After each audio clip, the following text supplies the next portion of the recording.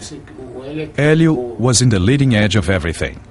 He was ready for anything, until the fight he had with Kimura. He fought the first round of 10 minutes, and Kimura could not defeat him. In the third minute of the second round, Kimura got him in an arm lock, and Carlos threw in the towel. Kimura wanted to take Hélio to Japan. He said he never thought that a fighter existed in the world with that kind of class. It was Hélio. He was the kingpin. The creator of Brazilian Jiu-Jitsu? Man, as far as I know, I am the creator. Give me a break. Some people say that Carlos Gracie introduced Jiu-Jitsu to Brazil. It wasn't Carlos Gracie who introduced it. The introduction of Jiu-Jitsu in Brazil was done by Count Koma, Maeda Koma, a Japanese man who during a tour around the world stopped in Pará, Belém do Pará, and settled over there as a chief of a Japanese immigration colony. He developed a relationship with my father, who had influence with politicians. And with that story of Jiu-Jitsu being good, my brother, Carlos, was part of a group of students that the Japanese had. In other words, Carlos was a student of Count Koma. With the passing of time, my father, after the death of my grandfather, came to Rio de Janeiro. Carlos came along and he did not have a specific profession. To his friends, however, he would say Jiu-Jitsu was a very efficient art that could do this and that. He got a group of friends from the Bank of Brazil and started teaching them classes. He tried doing a few fights because the word got out that he knew how to fight. He did a couple of fights against a couple of individuals. One was at the YMCA against a very strong black guy that didn't know anything, and Carlos could not defeat the guy. He wasn't really a competitor. He was more of a technician that knew some moves. The jiu-jitsu that he knew was not enough to defeat a black fighter. After that, he had another match with Manuel Rufino dos Santos. Again, he did not win. It was a draw. At this time, I was already starting, and so was my brother, Jorge.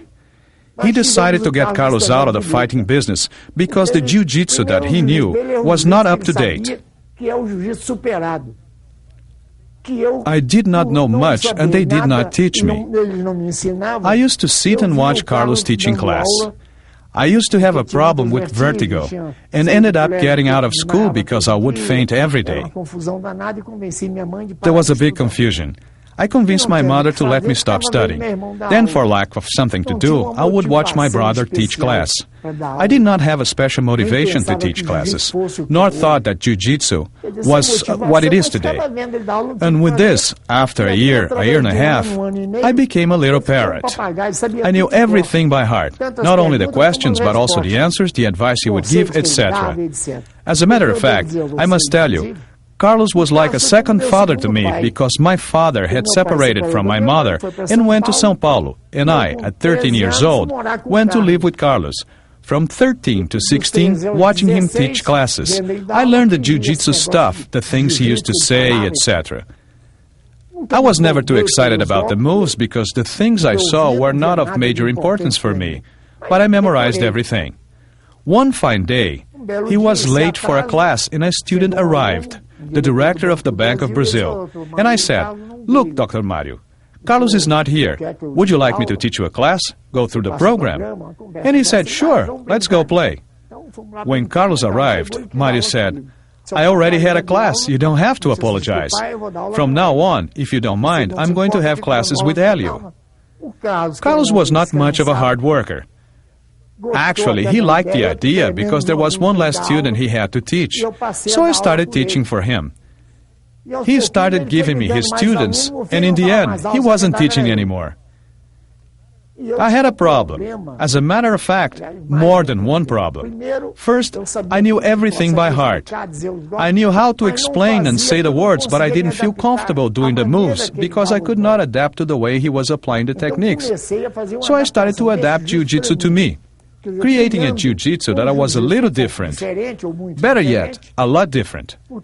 I started honing it and made a jiu-jitsu just for myself. And this jiu-jitsu started giving me an increased efficiency. One day, this guy showed up very strong, Edgar Santos Rocha. I was a young man, about 16. Santos Rocha arrived and Carlos had me spar with him. When I threw him, he was a heavy man, almost 220 pounds, 195 pounds. I fell and the man choked me from behind. I was turned belly up on top of him and the guy was choking me. I was turning purple. He crossed his legs and I gave him a leg lock and he tapped out. Carlos was very impressed with my victory and sometime later got me another fight against a boxer. And that's how I started my fighting career. Then Carlos got married to a young woman who became the mother of Carlson, Robson, all this little group that I raised. At this time, Carlos was not even wearing a gi anymore, except to introduce me in public. He became my public relations, my manager. From that point on, I kept honing my technique that today is the one that dominates the world. And my son, Rorion, with the UFC in the United States, which gave our system tremendous publicity, so that the whole world now wants to learn Jiu-Jitsu. And everybody in Brazil wants to move to the United States to sleep in the bed that Rorion has made. Carlos was my manager. And he knew I did not like to tap out. He told me, I will only allow you to fight Kimura if you promise that if he catches you with a good move, you will tap out. I agreed. If he caught me with a good move, I would tap out. Although he knew I did not like the idea of tapping out.